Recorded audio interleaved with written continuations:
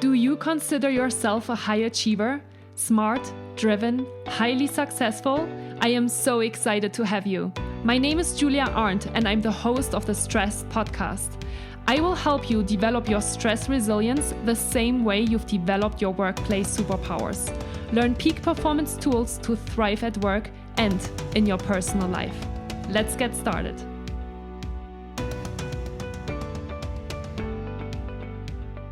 Hello, everyone, and welcome to the first podcast episode. Well, actually, to the first podcast interview of 2023.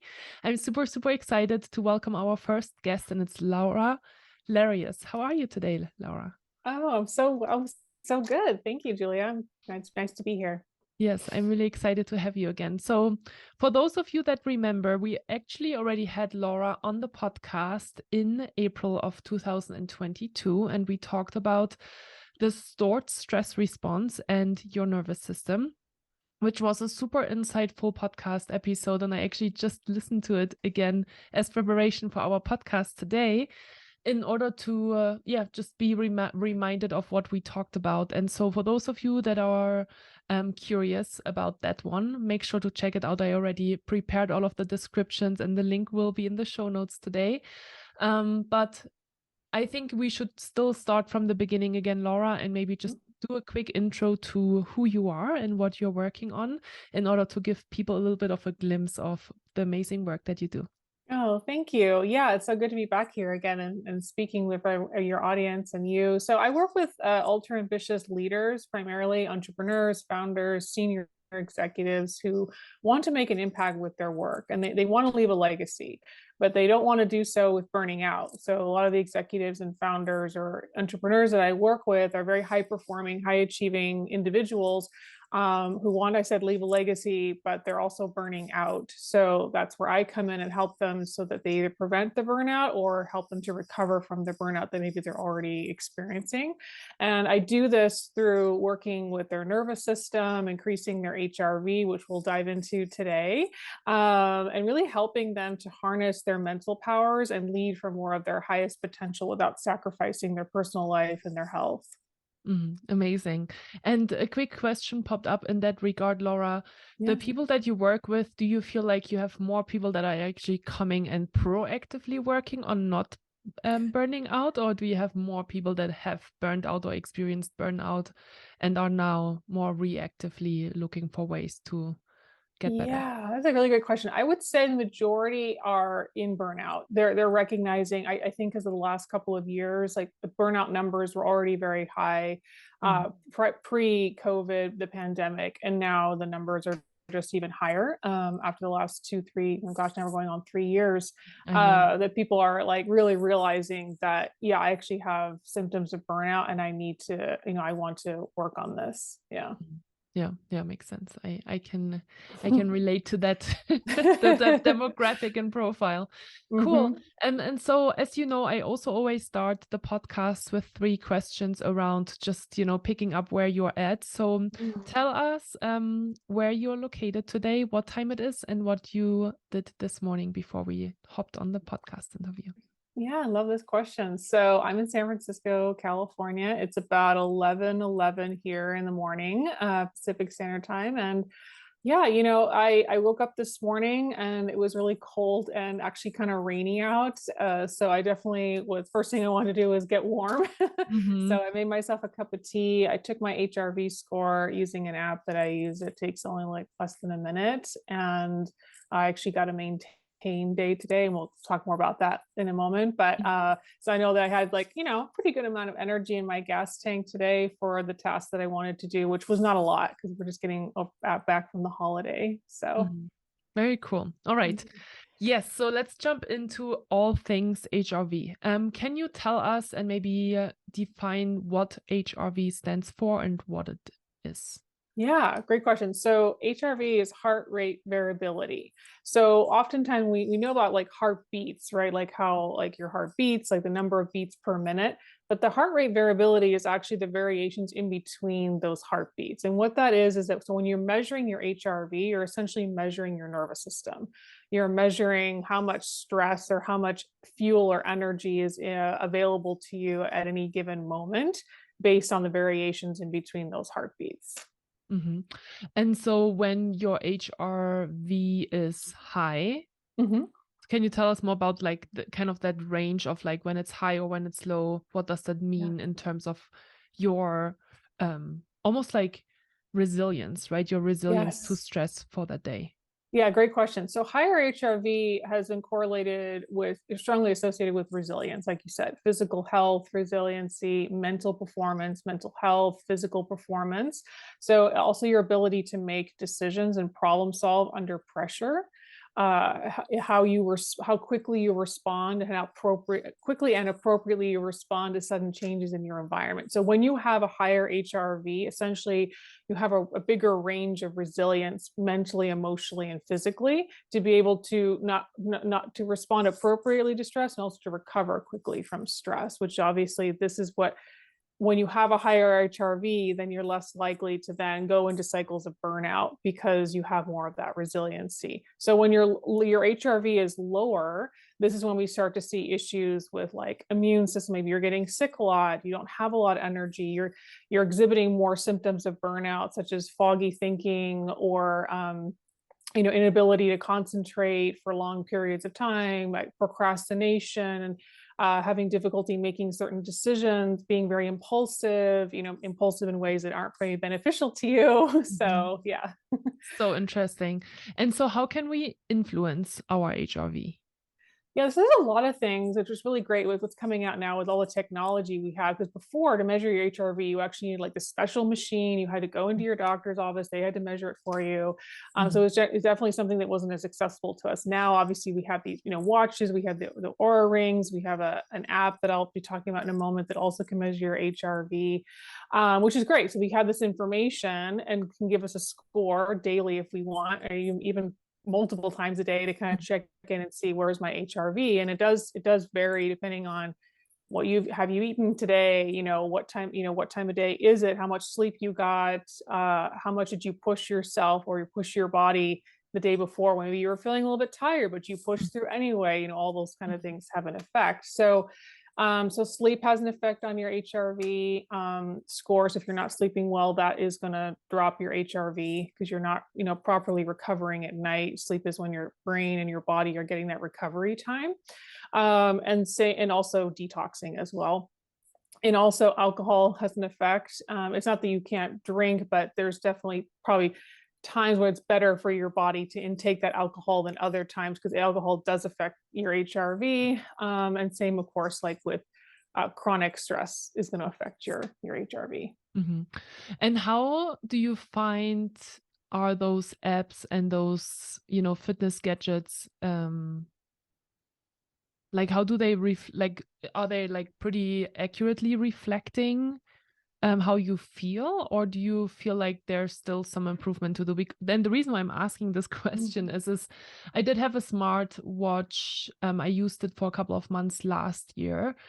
And I found it really interesting because I was kind of super curious about my sleep scores at the time. Mm-hmm. And I did feel after, using it for a couple of weeks that sometimes I didn't really feel like it was accurate. So I felt like I would wake up in the morning and I would see maybe a score and I wasn't really, and I would maybe feel like, oh, I actually had a really good night of sleep, but then the watch would show me differently or vice versa.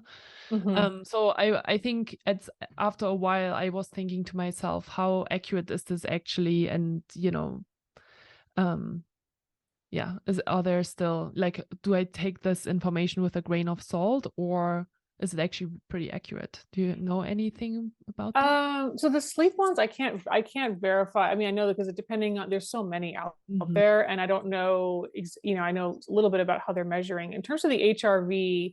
I find it pretty accurate. And this is the thing, I see it more as a tool in the beginning because for a lot of us, we're just so busy. We're in doing mode a lot of the time, so sometimes we're not very mentally. We're very much in our head. We're maybe Hmm. not always as connected to what is actually going on physically in our body. And so starting to begin to measure your HRV, let's say over a month's time, where you can begin to see trends of like, when stress was high at work, and then your HRV might have dropped a little bit because you were under a lot of stress, you were pushing harder than maybe the previous week or something like that. So you can start to see trends and correlations, which can be helpful for you. It's gathering that information, but it's also helping you to kind of see, like, for example, the app that I use, there's like three main results it gives you. Like, you're either in a push day, a maintain day, or a recovery day. Mm-hmm. And the sometimes I get from my clients, they'll say like, well, I got a recovery, but I actually feel like I have a lot of energy today. So sometimes they feel that conflicting sort of information that the app is giving them. And I think, yeah, there's an element to, first of all, recovery doesn't necessarily mean you have to do nothing and just like slow down and like lay down all day. It doesn't mean you're sick. It just means that you may have a little bit less fuel, let's say, in your gas tank. So maybe that's the day you don't maybe have alcohol. Maybe that's the day you get to bed a little bit earlier. Maybe that's the day you don't have a really intense, if you can, maybe you move that meeting to the following day where you have to have a really intense conversation with somebody. So it's just that kind of information. And it's also helping you to kind of track, like, you begin to feel the correlations starting to happen in your body. So you're like, oh, I got a recovery day. And I did notice that by 3 p.m., my energy kind of really dropped. I might have started out kind of peak energy in the morning, and then by the end of the day, I was actually pretty tired. Things like that. And you can start to feel those correlations. Mm-hmm. And so the app that you're using, is that one connected to some kind of fitness device, or is it just an app? Yeah, no, it's just an app, which is great. There's Okay. no external device. It's called Source, SORCE, and it takes you just use your finger and you put it on the back of your camera on your phone, and in Mm-hmm. 55 seconds it gives you what your HRV score is. Wow. Yeah, it's pretty cool. It's being used in several big companies right now, to help with burnout, and be able to also again give that trackable, quantifiable data to the teams and also to the individuals around where their HRV is and how it's being impacted. Mm-hmm. And do you know what happens when it just kind of reads it from the finger? Does it just kind of take the heart rate, or like how can it already know without even having previous data to track like what the HRV is of the day? Right. So, I mean, generally it's recommending when using the app, you want to use it for about a week so you can get that baseline going. Mhm. So yeah, but it's measuring, it's I forget exactly how the whole technology works with the camera, but it's like, your the blood flow in your finger. So it's like in measuring those in between those heartbeat variations, like I mentioned. Mhm. So it's tracking that. Yeah. Wow, that's insane. I Very know. cool. Okay. How long have you used that?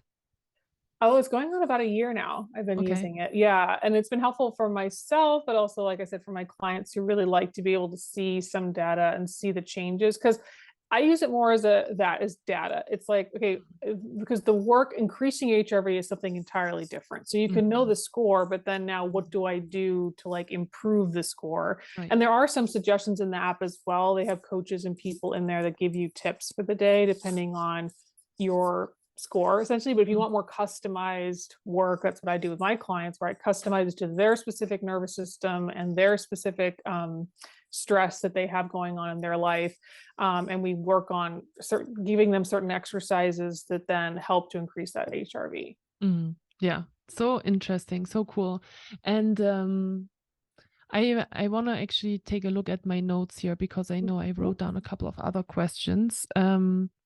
So, obviously we talked a little bit, I think we can already imagine how it impacts performance, but I do want to just spend a little bit of time to really like highlight it, right? Like, so Yeah. how does HRV impact performance, or how can we know, how can we use that information in order to really help us be the best self and the most ambitious and performing self? Yeah, so I think they can use it as a way, first of all, like I said, like with like again, I'm going to mention the specific app that I use. You might be using something entirely different where it's just Mhm. giving you a score and you're kind of tracking it from that perspective. But it's really again like helping you to begin to understand how much fuel is in your gas tank. So for a lot of high performers, they tend to they tend to go at a higher speed. They go a little bit faster, right? Their nervous systems work in a little bit more in that what they call the hyper arousal, which is more of that like high mobilization energy. We need that mobilization energy. Like right now, me speaking to you, I need mobilization energy to do that. So again, we need some of that. The issue becomes with a lot of the people I work with is that there's too much of that mobilization energy. Mhm. It's not It's like if you're driving a car and you're going 100 miles an hour, you're just whizzing by everything. You can't even like see the trees or like where you are. And Mhm. so with the HRV and tracking it and working with it, you're essentially helping to maintain the right level of speed for your body, so you don't burn out. You don't burn out the engine or the car, essentially, right? So Mhm. you're not stopping. You're just applying maybe a little bit of brake, or you're getting your foot off the gas pedal a little bit. So there's just the appropriate amount of mobilization energy coming in. Mhm. Yeah, so interesting. And obviously, once you're maintaining your energy, Mhm. you're able to sustain that performance over time and not burn out, right? Because you are, Yes. listening better to your body. So do you, you said, you could obviously hold your finger to that app and to the Mhm. camera multiple times a day. Do you actually do it multiple times a day? Or do you like when you feel higher stress, you do it? Or Yeah, how that's a do great you? question. In the beginning, I was doing it kind of multiple times. I was just because I was experimenting. It was like, Yeah. okay, if I do this before breakfast, before I eat something, what's my score when I first wake up? And then, like, do I see an improvement in that after I've eaten something, or when I started working, or right when I had a difficult conversation Mhm. with someone? Like, what does that score look like now? And that's my clients like to see that too. Like they kind of get curious, like what kind of changes. You don't have to be like obsessive about it, but it is interesting to kind of see how your body's responding in different situations and in different with different variables. Yeah. Mhm. So cool. And so, how do you work with your clients on that? Do you use it as like a common practice that all of your clients actually measure their HRV, or is it just for those that are kind of curious about it? I generally like to have them all start with that, just to Mhm. kind of begin to see like where is your HRV right now. And then also Mhm. because that number, we each also are unique, right? Mhm. So what might be the best HRV score for one individual might be a little bit different for someone else. And so I always say that as well. And also again to kind of give them a way to be able to track, like especially women too, we have cycles, so that impacts our HRV. So, different things like that as well, to kind of begin to understand like how it's impacting your energy or your performance. So in Mhm. general, I like to have them do it if and most of them are curious, most of them are interested in it and want to even see some of that data because it's helpful for them. And then I work on, so once we have we have the app, but now like what do we do to actually increase the score, or like how do we work with that? And that's going to vary a little bit by person to person, but generally when I'm working with individuals who are more of these like high achiever peak performer types, they're like I said more of that mobilization energy. And so for a lot of these types, they've actually been given more advice around like meditating or trying to really slow down, when really that's the second step. The first step is they have to work with that mobilizing energy, and Mhm. then we can bring it down. Does that make Mhm. sense? So Yeah. like for a lot of these individuals, when they try to do meditation, it's been really a struggle for them, because their system is so kind of amped up. It's like really trying to like slam on the brakes of your car when you've been going really fast. Mhm. And so maybe they get there eventually, but it takes a lot of time, and sometimes can be very frustrating, and or they don't have the time during the day to be meditating. They're in meetings, they're in high stakes negotiations, they're meeting with clients. They're not taking that time to step away and meditate majority. So that's why they like this work that I do with me as well, because a lot of what I do with them and what I show them is like simple things that only take a couple of minutes to do throughout their day, that have an impact on their HRV and their stress resiliency and their nervous system. Mhm. Yeah, I'm really glad that you're mentioning this, that we are actually in this mobile energy. And Mhm. so we are actually, it's going to be so much harder for us to all of a sudden just slam on Yeah. the brakes and like take a deep breath. Yeah. Can you give maybe one or two specific examples of what people that are listening and that can very much relate to this right now?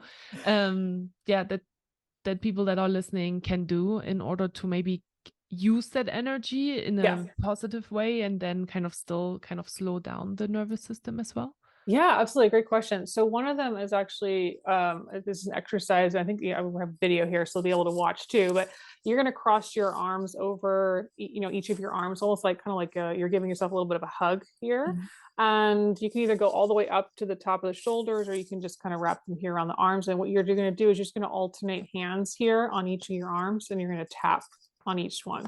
And you're going to do this for about a minute or two. Sometimes people like to set a timer so their brain can see how long I'm going to be doing this exercise, because sometimes that's helpful too. And you have so much going on in your life, your brain's always trying to conserve energy. So it wants to know how much energy are you to expend for this. So if it Yeah. goes 1 to 2 minutes, I got 1 to 2 minutes. I can do that. Mhm. So we're going to just like tap back and forth. And there's a second piece you can add to this. Not everybody likes this piece. That's why I always leave it optional. But you're then going to then you could look to the right with your eyes and then look to the left. And while you're still alternating your hands. So you're just going to alternate your eyes back and forth. So this is two things. You're doing a bilateral stimulation of the brain here. So you are balancing the brain, the right and left hemisphere through this alternating of tapping. You're also working with a little bit of that mobilizing energy. You're doing something versus trying to just sit still and be with everything. And Mhm. then also the eye exercise, if that feels comfortable for you, because some people like it, some people don't like it. That's why I leave it as an option. But the eye exercise is also engaging the vagus nerve, which is that 10th cranial nerve, which is adding a little bit of break to the mobilizing energy, but not too much. It's like just the right amount.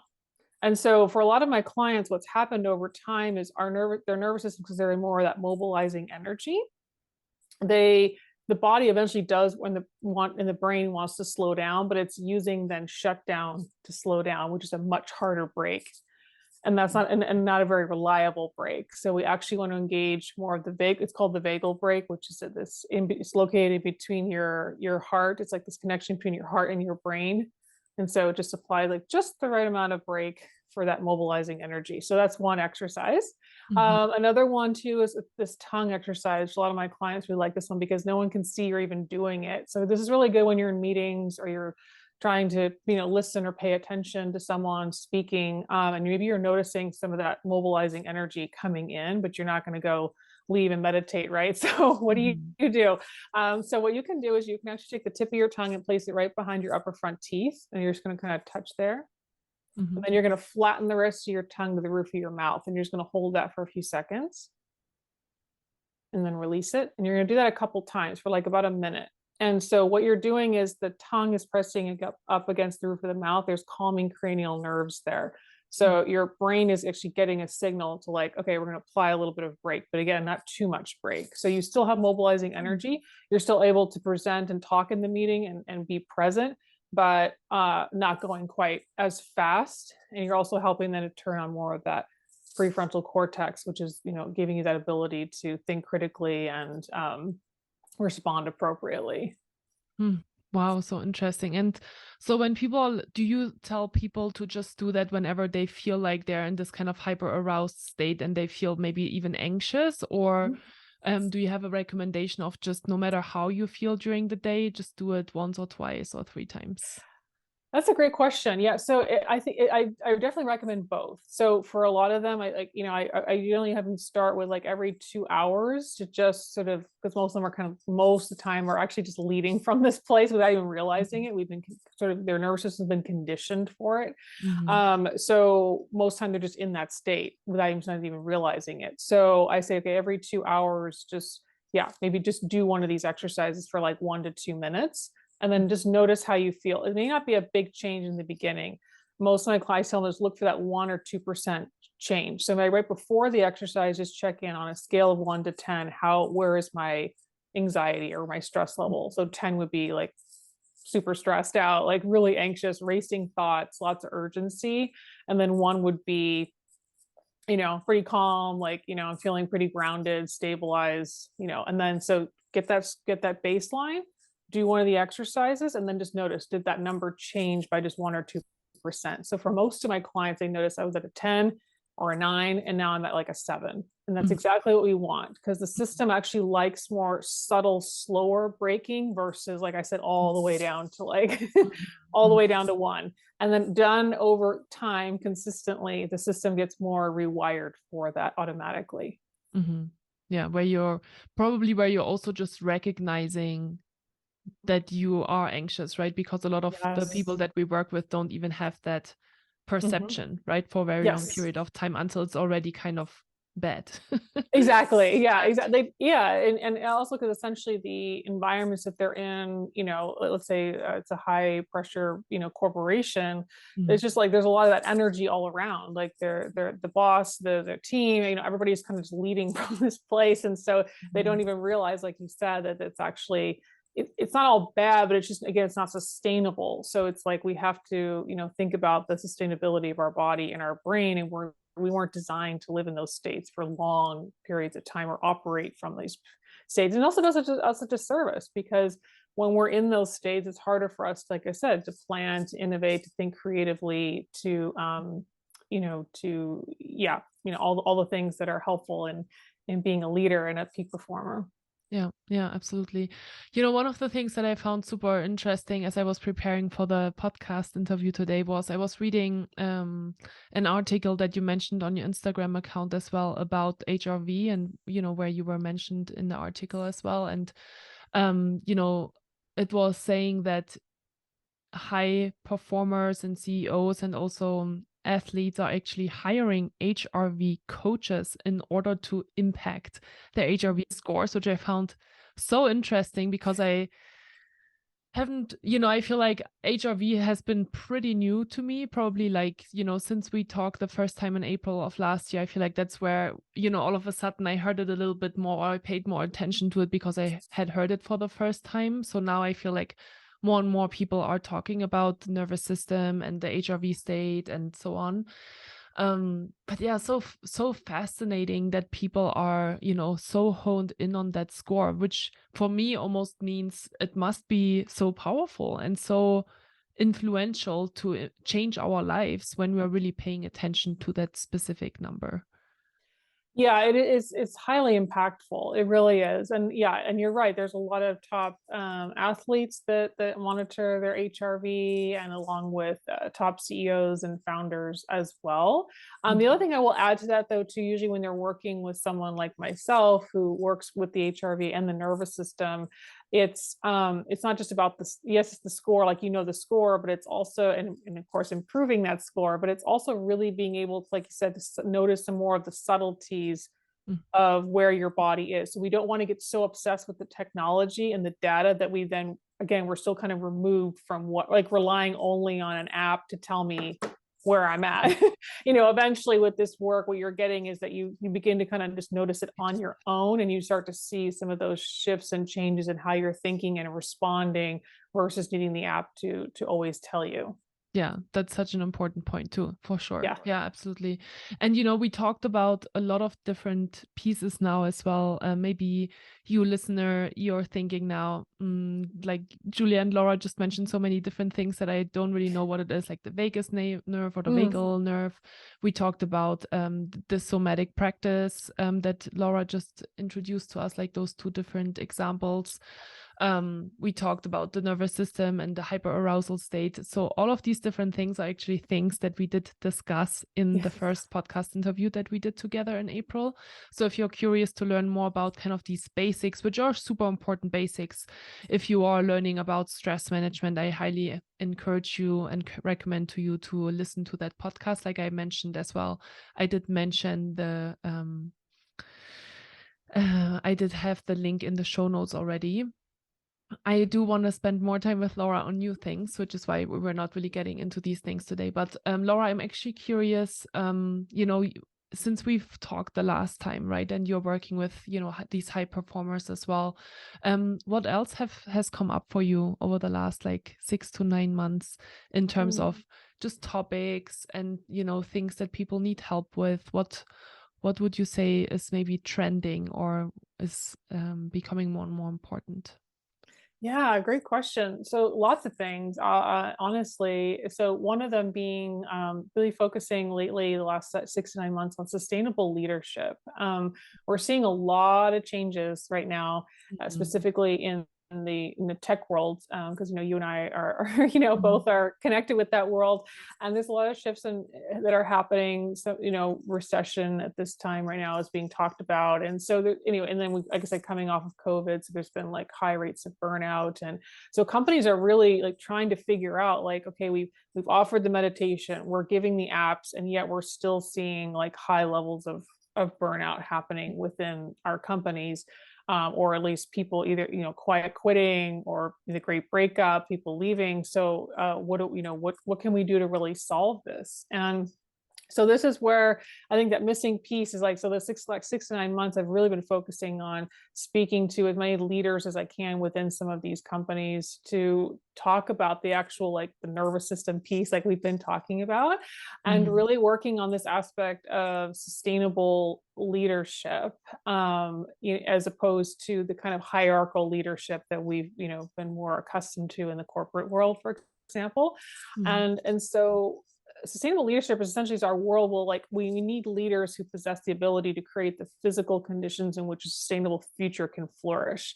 And in order for sustainable leadership to even happen, the leader themselves has to be able to have that stress resiliency, that ability to effectively communicate with others, their team, to collaborate. We need more collaborations, we need more solutions, and all of that's going to come, more empathy.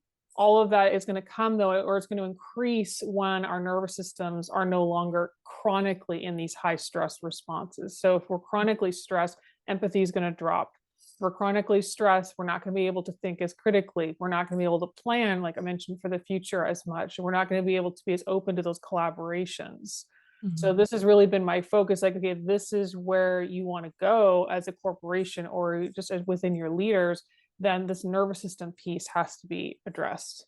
Yeah, yeah, absolutely. And one of the things I think that I read in the article, and I do know we talked about this before, but I do want to mention it again today, is Mhm. also how when you are in that hyper aroused state all the time, how that energy also affects the people around you. Mhm. I hear this all the time. I just had a conversation with a good friend of mine. Her boyfriend works for a tech company in the Bay Area, and he's very stressed and burned out. And, it's kind of funny. She said they're working in this, kind of co-working space at the moment because they have a cabin up in Tahoe, and she can listen to the calls now that he has with Mm. his managers and with his clients. And, you know, she said it's really interesting to hear as well, like how much the managers and the leaders are pushing to get even more work done and to do even more. And, that kind of makes me think of what we're just talking about, right? Yeah. About when these people, when you and I are in this hyper aroused state, how we are also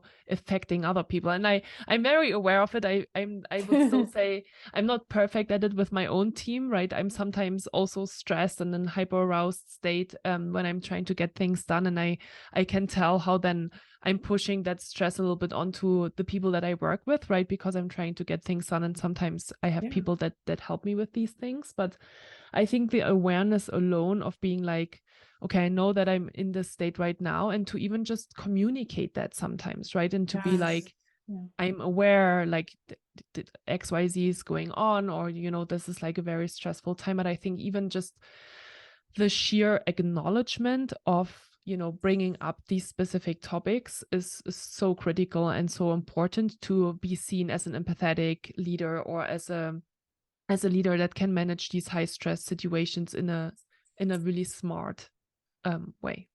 Yeah, I love that you said that. And it's so true because there's a lot of the leaders I work with who they're under a lot of pressure and stress. And so when you're under that, like, amount of pressure and stress to deliver and to constantly be, on, making more profits for the company, or there's this push energy all the time. And so we need push energy. So we're not saying, okay, no, don't have that push energy, but Exactly. we want to time it. And like you said, that it's about timing, though. And Hmm. I also love how you mentioned how our nervous systems, yeah, do affect one another, because they do. And this Hmm. is what I see. Like, that's why I like really love working with managers and people in positions of leadership, because when I work with the leader, the ripple effect of that, then, like, when their nervous system begins to understand how to increase its resiliency to all the stress, because we're not reducing the stress. It's actually, we're not. The stress Yeah. is still there. We're actually just Yeah. increasing the resiliency within their system for the stress, and to know how to appropriately respond to the stress, so that then that stress, like you said, doesn't then, like, ripple out into everyone that's kind of around them, and then, and then their teams taking it home to their family. It just, like, becomes this whole Exactly. thing. And so I love seeing the ripple effect of this, because I'm actually seeing with the clients I work with, like, team retention levels increasing, because now their system is shifted. So how they're communicating and how they're Mhm. addressing issues, how they're even just showing up to a meeting. They don't have to say anything, just how they're just even showing up For is sure. having a ripple effect on the people around them, and they're feeling more stabilized. So when you're more stabilized as a leader, those around you are going to feel more stabilized. And we have a lot of uncertainty at the moment. It is what it is, right? Yeah. And uncertainty breeds a lot of stress for people. So the way, if you want to really like kind of bring down some of that for individuals as a leader, you really need to have that stabilization within your own nervous system, because that's going to be felt. It's not even sometimes even so much what you say. It's going to be just how you present yourself with a lot of nonverbal cues, that come into it. And that's the thing. And if I work with my clients, they start to see that. They're like, well, I didn't even really have to say anything, but I felt my team like, because I was taking fuller breaths, my system was not so tensed that they started taking fuller breaths. And I didn't even realize like that was happening. It's so powerful. Yeah. So once, we already talked a little bit about that method of, having these kind of small things available to you in the moment, right? When you are in a super stressed day and you're having a lot of things going on, you have these things really readily available to you wherever you go, right? Because you just need your own body to do that. So once those leaders are done with their workday, which, let's be honest, they're not really ever really done with their workday, but we obviously encourage them to take these breaks. Is there anything else that beyond obviously kind of those little 1 or 2 minute breaks during the day that they can take? What else do you recommend those leaders to start integrating into their day-to-day in order to shift more and more into that mindset and into that nervous state? Yeah, that's a great question. So you're right. Most people don't turn off at 5 o'clock. It just keeps going. Same with going on vacation. For a lot of my clients, they don't really on vacation. Sometimes even vacation can actually bring up more stress. So it kind of goes in stages, Julia. So I'll just say at the beginning, if you're really noticing, you tend to be someone that has a lot of racing thoughts. There's a lot of urgency. You're just kind of going. Even when you're sitting on the couch at home, you're not quote unquote doing anything, but your mind is just going. You can't turn off, essentially. First of all, that makes sense from a nervous system perspective. And what you want to do is gradually increase your tolerance, so to speak, to slowing down and breaks. So that's where the work in between, like we talked about during the day, is so helpful, so that by the time 5 o'clock comes around, your system starts to become more accustomed to being able to actually turn off, essentially, or move away from all the doing. Does that make sense? Yeah. So as you're working, that's why I love to do it, like I said, like not just like at the beginning of the day do this one thing, or at the end of the day, like where it's kind of like it's bookended. It's like this is throughout your entire day, where your system is getting cues of like micro breaks. So for these individuals, you actually need more micro breaking. And I've noticed it's interesting because for a lot of these individuals, they tend to go more extreme. It's like they go, and then it's like full stop. But we actually need more breaks in between. So that is where these exercises come in. So I would say continue doing them when you get home a little bit. So it's not just like, oh, end of the day, now I can just like, try to like chill out on my couch. Maybe I'd try to do some meditation. If that's helpful for you, of course, like again, each individual is going to be different. But maybe for other people, it's going to be needing to actually do something versus trying to just sit still again and like try to relax. If you're finding that you're struggling with that, like to pay attention to like your kid, or you're trying to make dinner and you're like all this is going on, that's a cue for you to like begin maybe doing some of those exercises like I mentioned, and or maybe even just going outside for 2 minutes and like walking around your, like again, moving, mobilize, do something versus trying to like just stay calm and like still. Does that make sense? Yeah, totally. Yeah. And it's interesting you say that. I feel like maybe unconsciously that's something that I've been doing, for example, as well, right? Like in terms of, I end my workday and I usually always try to go outside or do something active afterwards, because I'm already sitting in my home office all day long in my house. So, I do want to have kind of a scenic change at the end of the day. And I am still in that mobilizing energy. I think we can all relate to the fact that, we're sitting in front of the computer all day long and we're jumping from tab and from meeting and from email and from task to task. And then all of a sudden we try to bring a stop to that. I think that's also why it's so hard to stop in the first place. And I recognize that so much. And I'm sure for those of you that are listening, it's the same thing, right? You run through the day, and then towards the end of the day, when you are seeing it's maybe 5 or 6 o'clock, and subconsciously, okay, I do want to finish at 5 or 6 o'clock, but I'm having such a hard time to stop. Yeah. That's that mobilizing energy. And that's something that I recognize in myself a lot. And so it's really that forcing mechanism. I'm literally like in my head, like, I have to force myself to shut the computer off, and then it helps me to move. So I'm going outside, even if it's just a walk with my dog, not like exercising in the sense of like going to the gym or doing something more active than that. But that really helps me then to slowly disconnect and to kind of bring that energy down. I love that. Yeah, that's so good. Another thing too, I suggest for my clients too, when they've come, let's say you're working from home, like you said, and you've been at your desk all day. Ideally, you're hopefully taking some little mini breaks. So I have my clients do like stand up for a minute or two in between, like every couple hours. But it's at the end of the day now, and then like you said, you're trying to like, hey, I want to unwind from work.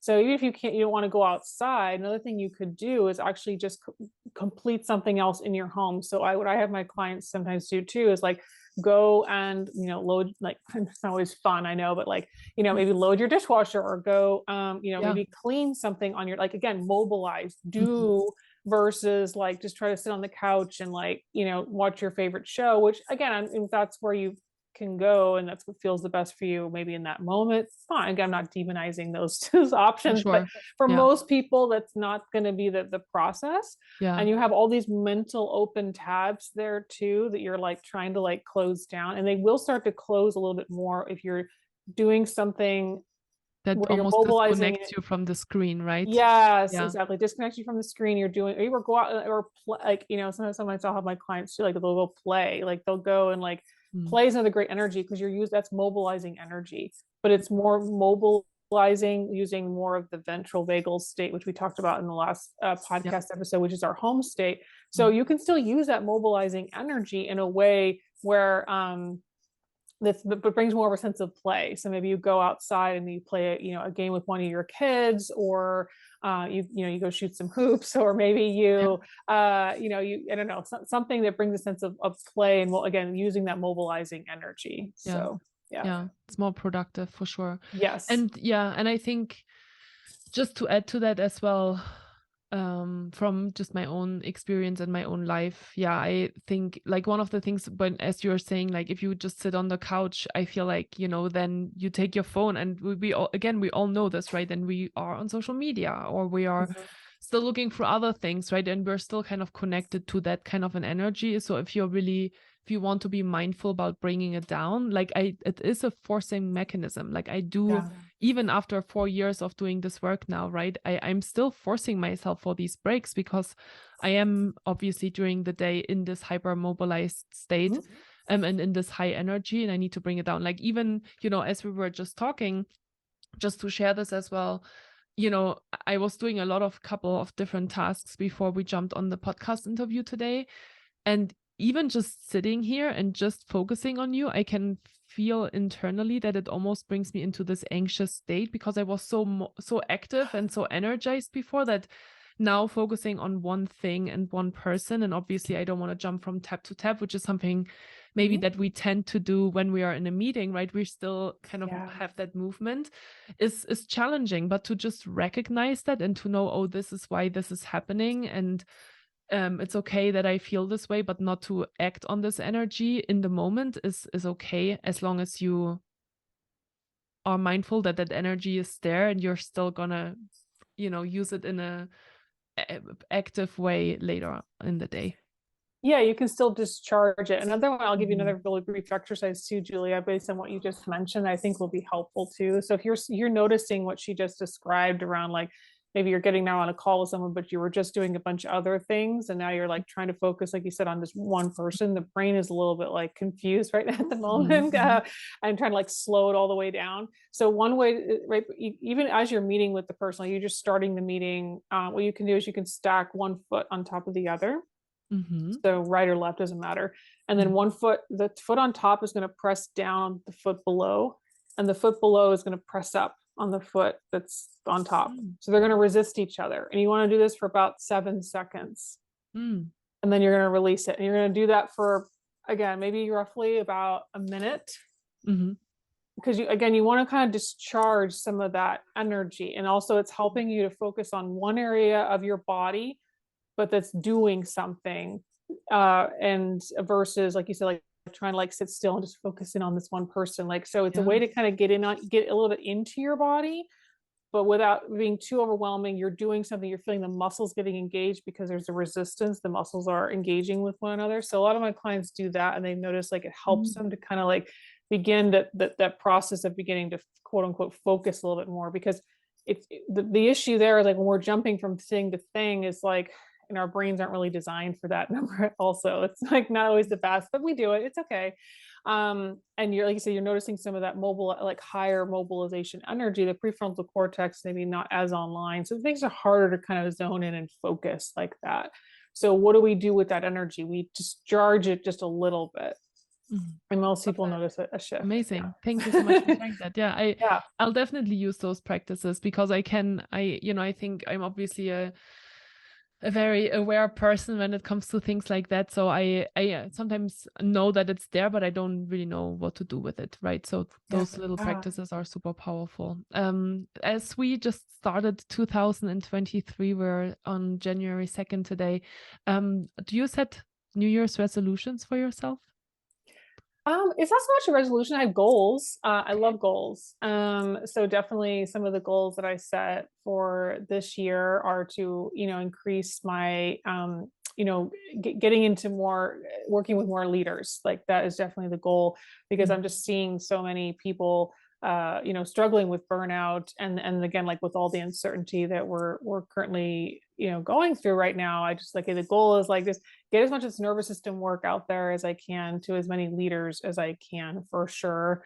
Because it just has such a lasting effect then on the company as a whole, profit, sustainability, client, team retention, like everything. It affects everything.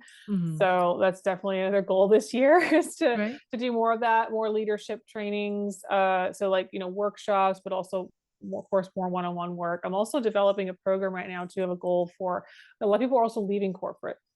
This is just a little thing I'll add here. So, and that's okay. Some people are, because they're done, especially women, there's a lot of high performing women that are very, what they call the great breakup. They're just kind of done with not having a lot of flexibility with the job. So a lot of them want to maybe looking into becoming either, contractors and or entrepreneurs themselves, like open up their own business, which I know you did too, Julia, where you left and started your own thing.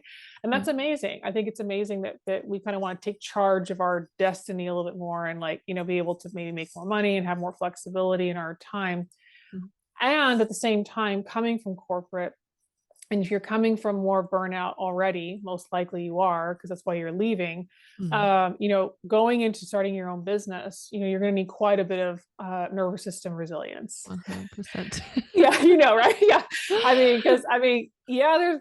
So there are a lot of these individuals that I'm seeing, these women that are talking about, or even ones I'm working with currently who left. A lot of the same patterns are coming up again in their businesses, right? And so it wasn't so much the job, it was also the state of their system. And so we change the state of the system, and that we're going to see less burnout, and entrepreneurship is a whole other level of dysregulation, so to speak, that can happen because of all the novelty and unpredictability that's involved, and it's not quite as formulaic like it was in corporate. So anyway, so I'm developing a program. One of my goals this year is to develop a program for all these women that are leaving corporate, and developing a kind of small group program for those individuals to really prepare them prepare their nervous system and their brain for entrepreneurship, so they don't continue the burnout cycle. That's amazing. I love that. Cool. And a goal for yourself besides like the business goals? A goal for myself. Yeah, it would definitely be, I didn't get to travel a lot this last year. I was so focused just being local, which was great. I love my local connections and doing local things, but I'm really itching to travel again. So definitely the goal this year is to get back to Europe and do some more traveling there, see Italy. I've never been there. Been to Spain, and I've been to one part of France and Switzerland and Holland, but I haven't been to Italy yet. So that's on the list. One of my goals too. Amazing. Yeah. And I think just also I think another goal of mine is, also more in-person connections Mhm. and things as well for me personally, because a lot of my work is remote. That I definitely want to add that in there, is having more in-person connections with people, not just for my business, but also personally as well. Yeah. Love that. Great. Mhm. Thank you so much for sharing that. Yeah. Awesome. If people are curious to work with you or learn more about you, how can they best find you? So they can best find me in two places. One is my LinkedIn, which I think you can link below, and you can find me there. And then also on my website, which is lauralisalarios.com. Perfect. Awesome. Yeah, I'll connect that. I think I have still an old website from you, so I'll make sure to update Mm. that. And I'll add the LinkedIn as well for the future. So yeah, thank you so much for sharing all of these amazing, really interesting insights with us today. And for you, listener, if you have been listening to this podcast episode and you found the information that we shared today really helpful and insightful, make sure that you're sharing this episode with somebody that you know can relate to these insights and find use of these insights as well, because that's a really simple way of how you can not only influence your own life but then also influence others. So thank you so much already in advance for doing that, and I'm really excited to obviously hear you in one of the next podcast episodes as well. So until then, thank you so much again, Laura, for being here today, and I hope that we'll maybe in 6 to 9 months or in a year from now talk to you again about another really cool topic about how to sustain performance. Thank you so much for having me.